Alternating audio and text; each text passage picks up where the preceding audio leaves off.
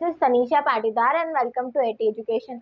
आज का हमारा टॉपिक है पोएटिक डिवाइसेस और उसके बारे में हम पढ़ने वाले हैं क्योंकि बहुत सारी पोएम्स में जो पोएटिक डिवाइसेस आते हैं उसमें बहुत सारे बच्चों को प्रॉब्लम होती है कि उन्हें पहचाने कैसे, उन्हें जाने कैसे। पोएटिक डिवाइसेस के नेम भी आना होना चाहिए, पता होना चाहिए कि पोएटिक डिवाइसेस कौन कौन से हैं, उनका नाम क्या है। तो पहले हम पढ़ते हैं, हमारा सबसे पहला पोएटिक डिवाइस है एलिट्रेशन। एलिट्रेशन यानी repeated consonant sounds at the beginning of the words placed near each usually on the adjacent side। इसका मतलब यह हुआ कि जो वर्ड्स, जो कॉन्सोनेंट्स के जो फर्स्ट लेटर है वो रिपीट होने चाहिए।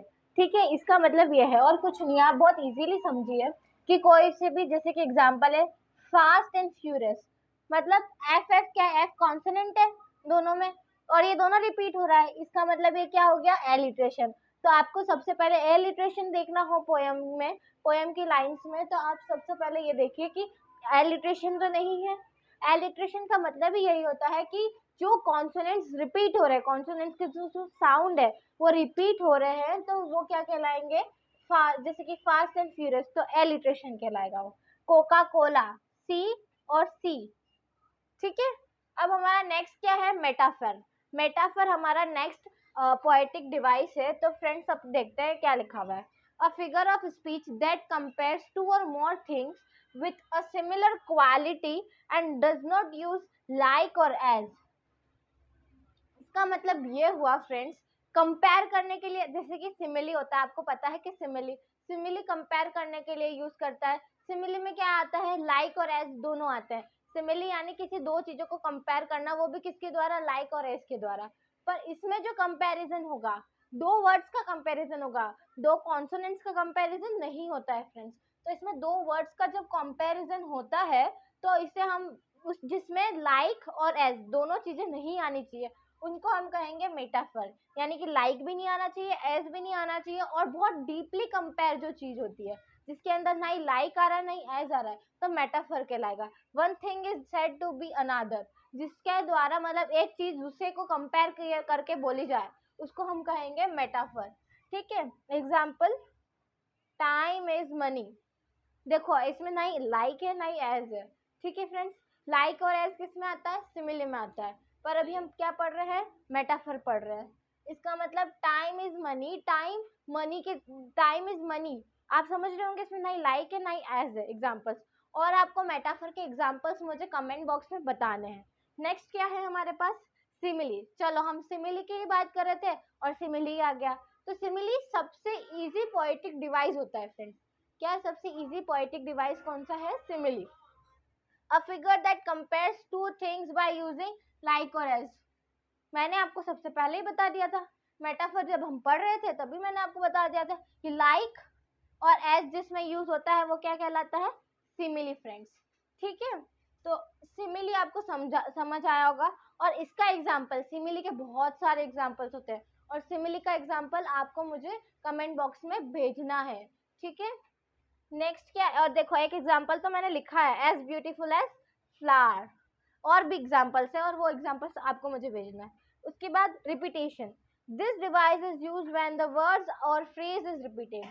इसका मतलब ये है कि जब ऐसे वर्ड्स और ऐसे फ्रेजेस जब रिपीट होते हैं तो ये डिवाइस यूज किया जाता है, कौन सा, रिपीटेशन। एग्जाम्पल, ब्रेक ओ ब्रेक, यानी ब्रेक ओ ब्रेक, ब्रेक ब्रेक दो बार यूज हुआ है, इसका मतलब यहाँ पे क्या यूज हो रहा है, रिपीटेशन यूज हो रहा है। तो अब हम चलते हैं हमारे नेक्स्ट पोएटिक डिवाइस की तरफ।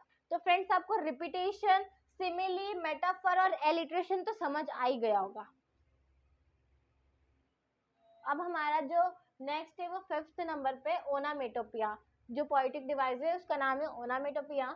The word sounds like the sound it makes is known as onomatopoeia. इसका मतलब ये हुआ कि जो ऐसा वर्ड जो कि खुद एक साउंड जैसा ही हो, जैसे कि बज बज की आवाज आती है, बज बज, तो एक साउंड ही हुआ, ये साउंड के ही जो वर्ड एक साउंड लाइक साउंड जैसा ही साउंड करे उसको हम कहेंगे ओनामेटोपिया। जैसे पॉप, तो पॉप अप की जो आपके दिमाग में जो इमेजिनेशन बन जाती है, जो आपके दिमाग में जो आपको आवाज सुनाई देती है, पॉप पॉप, बज बज, तो ये क्या कहलाएगा, ओनामेटोपिया फ्रेंड्स।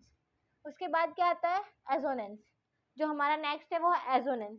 तो क्या, it is a repeated vowel sound and words that that are together or near each other in a sentence. इसका मतलब ये हुआ फ्रेंड्स कि जो वॉवेल्स रिपीटेड, मतलब इसका मतलब ये है कि जो वॉवेल्स का जो साउंड है वो रिपीटेड होगा. जैसे कि example, on a proud round cloud in white high night. तो इसमें आपको वॉवेल्स तो पता ही होंगे, ई आई ओ यू. तो जो वॉवेल्स का जो साउंड आ रहा है इनके अंदर, साउंड की बात कर रही हूँ, वर्ड की बात नहीं कर रही हूँ, साउंड. तो साउंड जब इसमें आपको साउंड सुनाई देता है जब आप बोलते हो, जैसे कि कैसे बोल रहे हो, प्राउड. तो प्राउड में ओ के आपको ओ का साउंड आ रहा होगा, तो इसमें क्या आ जाएगा, प्राउड में ओ का वोवेल साउंड आ रहा है. राउंड, क्लाउड, तो ये क्या आ गया, ये सारे ओ के आ गए. ठीक है. फिर उसके बाद इन वाइट, वाइट में काय का आ रहा है, आई का आ रहा है, आई का साउंड आ रहा है वोवेल का, है ना. हाई में भी काय का आ रहा है, हाई, यानी कि आई का आ रहा है. नाइट, इसमें भी आई का आ रहा है, यानी कि हमारे काय काय का है, तीन ओ के आए, फिर तीन आई के आए. तो ऐसा सेंटेंस फ्रेंड्स, ऐसा सेंटेंस जिसमें कि वॉवेल्स के साउंड रिपीट हो, तो वो क्या कहलाएंगे, हमें एजोनेंस कहलाएंगे. ठीक है फ्रेंड्स. तो मुझे लगता है आपको एजोनेंस तो समझ आ ही गया होगा, और आप मुझे एजोनेंस के एग्जांपल्स और भी भेजोगे. तो जैसे कि आपको एजोनेंस के एग्जांपल और सीखने हो तो मैं आपको और आगे वीडियो में बता दूंगी, लेकिन ये एग्जांपल है. ऐसे बहुत सारे पोएम्स में एग्जांपल्स आते हैं. ठीक है. और आप मुझे कमेंट में बताना कि और क्या हो सकते हैं एग्जांपल्स. फिर नेक्स्ट है हमारे पास कॉन्सोनेंट्स. कॉन्सोनेंट्स आर नियर और टुगेदर एंड रिपीटिंग. यानी कि ये कॉन्सोनेंट्स वो होते हैं जो अजोनेंट्स जैसे ही होते हैं. अजोनेंट्स जैसे जैसे थे ना, वैसे कॉन्सोनेंट्स होते हैं, बस थोड़ा सा डिफरेंस होता है.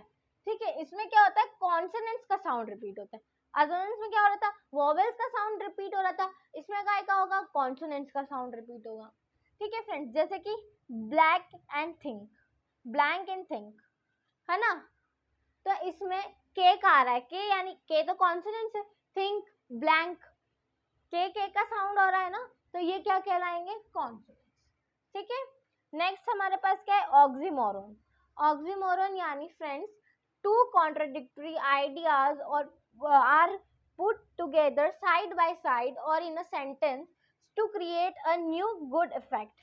यानी कि अपोजिट्स, अपोजिट वर्ड्स जानते हो ना, ऐसे अपोजिट वर्ड्स को एक ही लाइन में जब फ्रेज किए जाए, एक साथ लगाए जाए, तो ये क्या कहलाएंगे, हमारे ऑक्सीमोरन. ऑक्सीमोरन जैसे कि यहाँ एग्जांपल है, ये एग्जांपल है, walking, sleep, loving, hate. Loving आप एक तरफ बोल रहे हो, लविंग, दूसरी तरफ आप बोल रहे हो हेट. तो आप लविंग भी बोल रहे हो और हेट भी बोल रहे हो, तो ये कैसे साथ में आएंगे, तो ये क्या कहलाएगा, ऑक्सीमोरन. तो कैसे क्या क्या हो गया हमारे, ओनोमेटोपिया, अजोनेंस, कॉन्सोनेंस एंड ऑक्सीमोरन. तो आप, मुझे लगता है आपको पोएटिक डिवाइस, ये कुछ थे पोएटिक डिवाइस जो कि फ्रेंड्स आपको समझ आए होंगे. और आपको समझ आए हो तो आप कमेंट बॉक्स में यस लिख के भेजना, यस लिख के जरूर भेजना. और अगर आपको मेरा वीडियो पसंद आया हो तो आप इसे लाइक, शेयर और सब्सक्राइब जरूर करें. Thank you.